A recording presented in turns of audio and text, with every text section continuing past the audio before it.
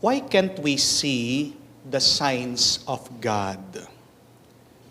Bakit ba minsan hindi natin makita ang mga tanda at grasya ng Diyos sa ating buhay? Minsan, marami sa atin, alam ko, nagtatanong sa Diyos, Lord, bakit nangaliwa ang aking asawa? Paintindi mo sa akin, gusto ko ng sagot, Panginoon. Bakit ako niloko ng aking asawa? Merong mga iba tinatanong, Lord, bakit kami naghihirap? Bakit ako? Bakit ang dami kong utang? At kahit na anong gawin ko, hindi kami umaangat sa buhay. Meron din mga iba sinasabi, nagdarasal, Lord, bakit may sakit ako? Bakit ako pa? Hindi naman ako masamang tao. And we try to find answers. We try to find signs to these deep, hurtful, and painful questions.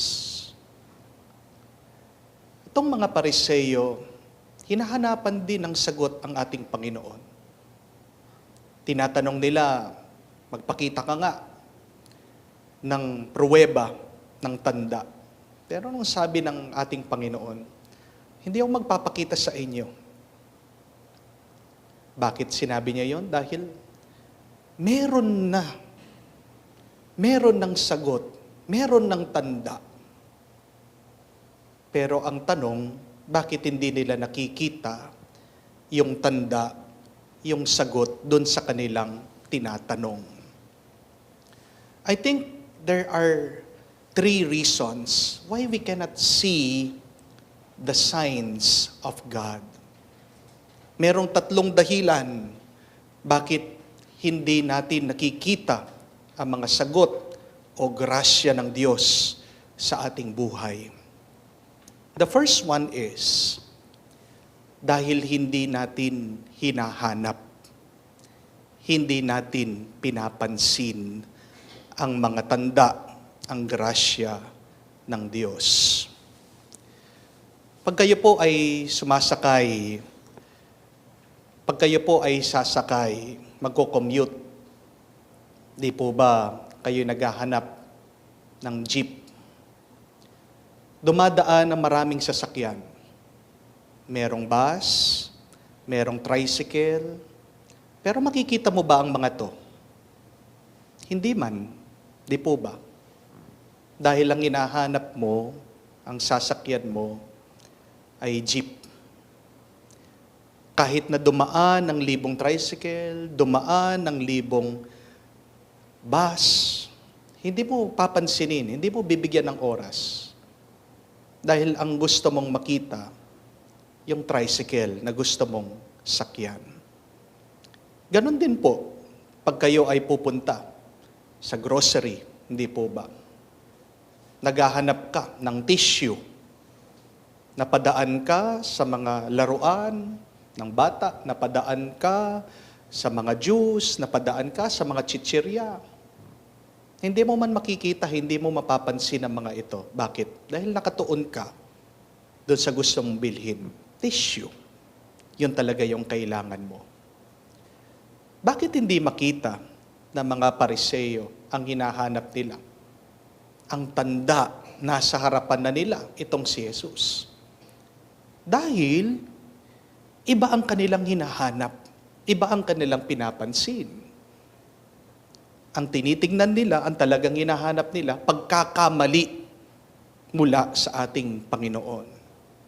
Kaya kahit na magpakita ng libu-libong milagro, libu-libong tanda ang ating Panginoon, hindi nila makikita. Dahil ang hinahanap nila, pinapansin nila, yung magkamali ang ating Panginoon. Ask yourself, what are you really trying to find? Di ba, sabi ng ating Panginoon, ask and you shall receive. Sabi ng ating Panginoon, seek and you shall find. Are you really trying to seek that thing that you are asking the Lord, saying, praying to God? Kamukha nung aking kausap, tinatanong din niya sa akin, sabi niya, Father, gusto ko lang malaman, ano yung naging dahilan? Bakit? Bakit ako pinagtaksilan ng aking asawa? At sabi ko sa kanya, is that really what you desire?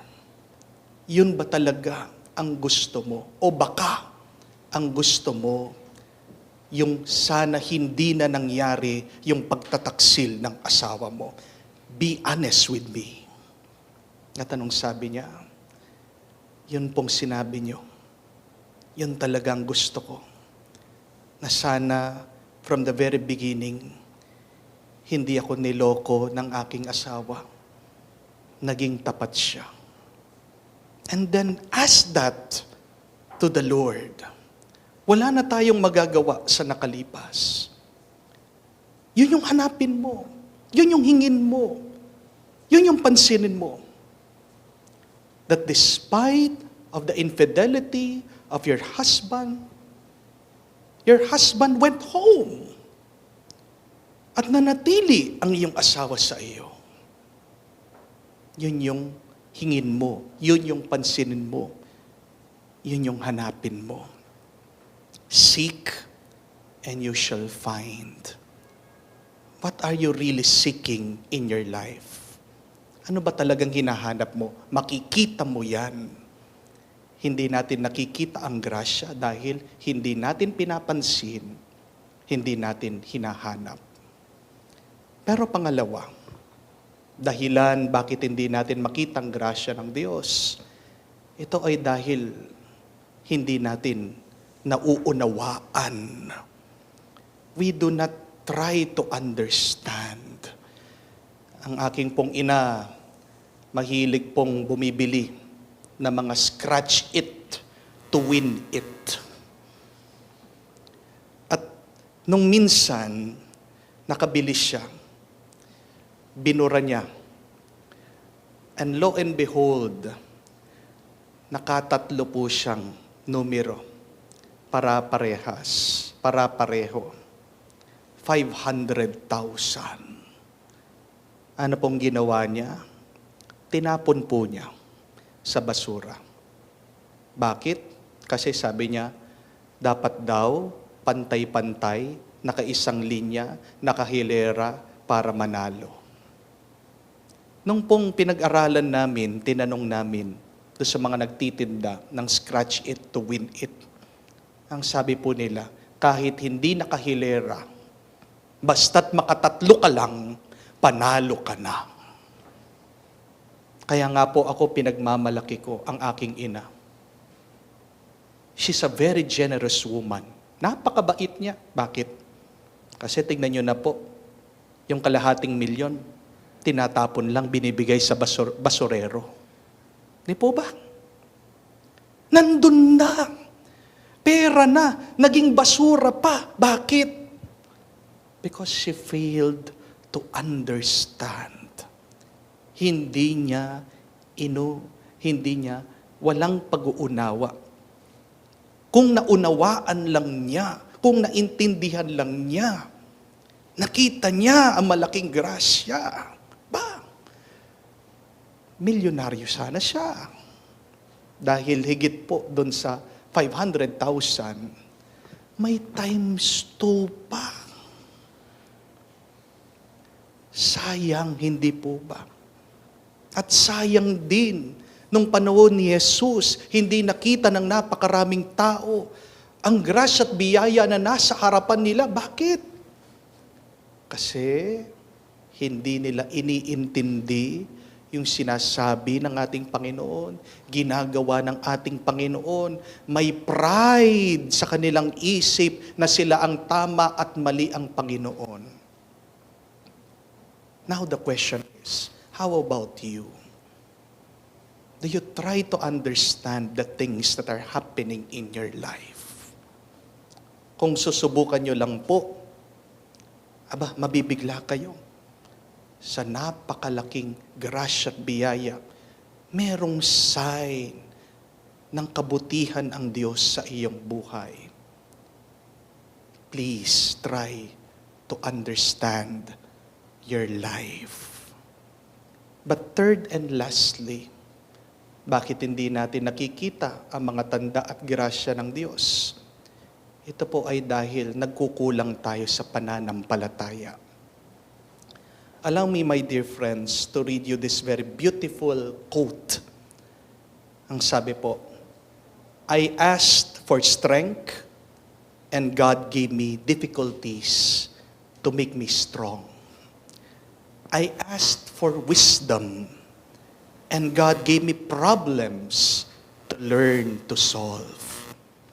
I asked for patience and God placed me in a situation to where I was forced to wait. I asked for courage, and God gave me dangers to overcome.